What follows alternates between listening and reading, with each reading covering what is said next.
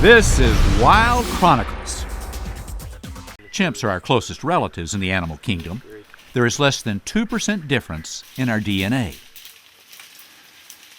Unfortunately, our genetic similarities mean that certain illnesses can also pass easily between us and our forest cousins. And that can spell trouble for chimpanzees.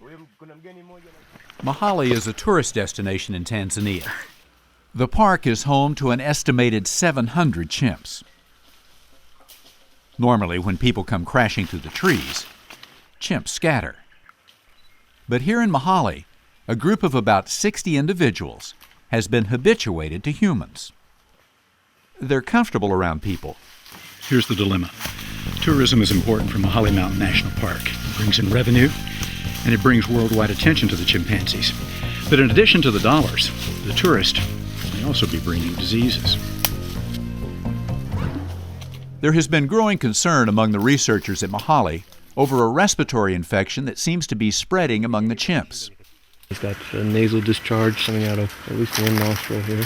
So they get depressed, and they don't want to do much. They don't want to eat a whole lot.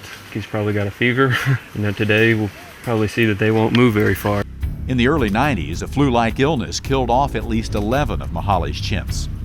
Researchers suspected the animals caught it from humans, but they weren't able to prove it.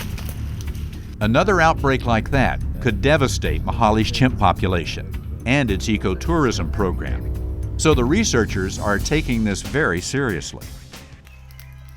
Although he's a relatively young chimp, this male, whom the researchers call Caesar, is old enough that he should be able to survive the illness. The main concern is for 2 infants who just recently started coughing. Swinson and I go off to find a female nicknamed Cynthia and her 2-month-old baby. The trackers give us bad news. The baby was still alive yesterday. This morning it's gone. She's carrying the carcass around now, which she'll continue to do for quite a long time, usually maybe a week or 2 even.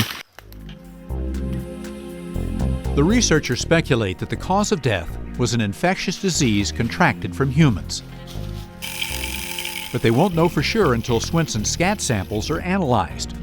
He's already sent back more than 100 to the lab, where they will be screened for viruses, bacteria, stress-related hormones, and more. Hopefully they'll reveal where the illness came from and how it spread among the chimps. That information could help determine whether tourists should be kept further away from the chimps and how long they should be allowed to observe them on each visit.